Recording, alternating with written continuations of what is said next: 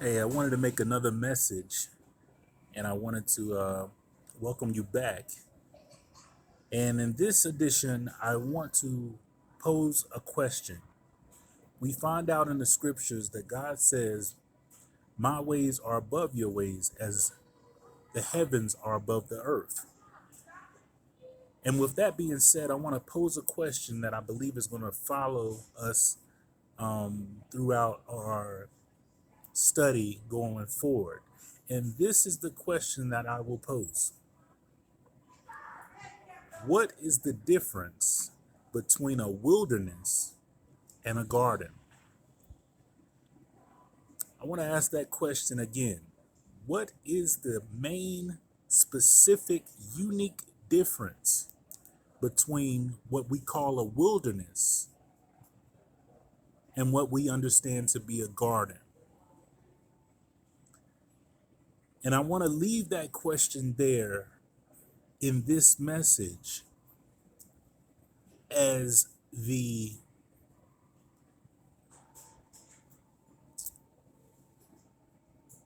purpose, or as the key to understanding everything else that we're going to start to discuss.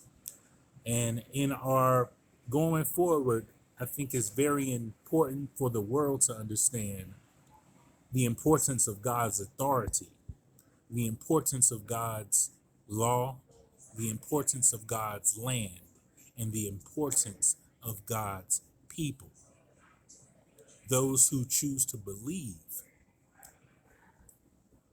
and those who have a rightful inheritance to the things of God, to the place of God, to the location of God, and the destination that God has planned and prepared for us. Understanding these things is going to go back to us answering that question. And I want to leave something to think about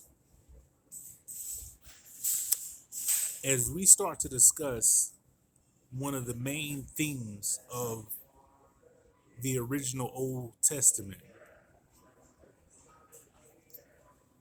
I want to keep that question in mind. That question again is, what is the main difference between a wilderness and a garden? One of the main things that I think we're going to start to look more into, not only in this message, but collectively as a global community of believers. The main theme is, what was the purpose of that 40-year journey? What was the specific purpose of that 40-year wandering through the wilderness of the children of the children of Israel as they came out of Egypt? This, I believe, is something that needs to not only be thought about right now, but it needs to be remembered. The significance of, and whatever your mind may come up with, you can think about it, write it down, continue to meditate on this thought. What was the purpose of God taking the people through the wilderness?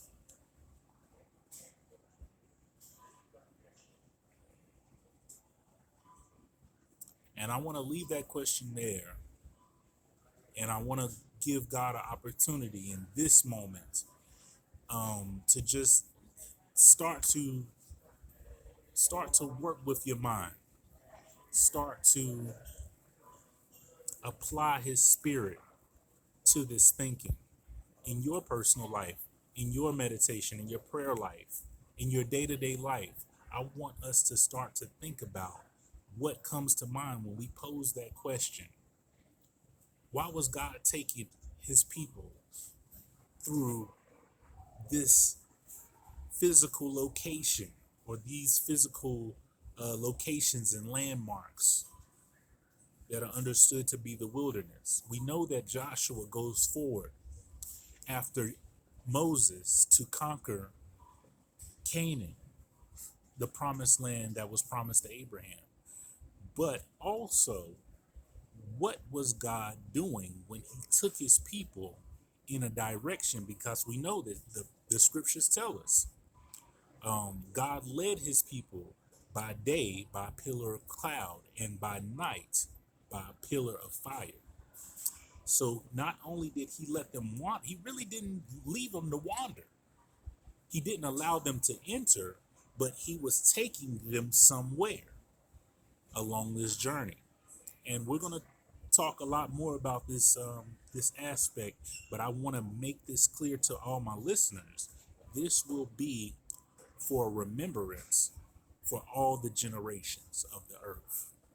This is, I believe, and I understand it as God has given it to me, a ancient understanding, but at the same time, this is needed for this moment right now. But most importantly, it is beyond our thinking. Therefore, it makes it a futuristic concept that I want to be in the forefront of bringing to the forefront, changing the narrative to the perspective of God as we understand his laws, as we understand the importance of applying his law. And I thank you guys for following me, and I pray that this, like I said, this message I believe is very needed for this moment. But at the same time, I want to leave. Don't rush to give my answer, but let God speak to you. And so I'll be back with you guys very, very soon. I want to say peace to all those that are watching, to the house of Israel, to the house of Judah, and to all the nations around the earth. I want to say shalom and peace. Have a blessed day. Thank you.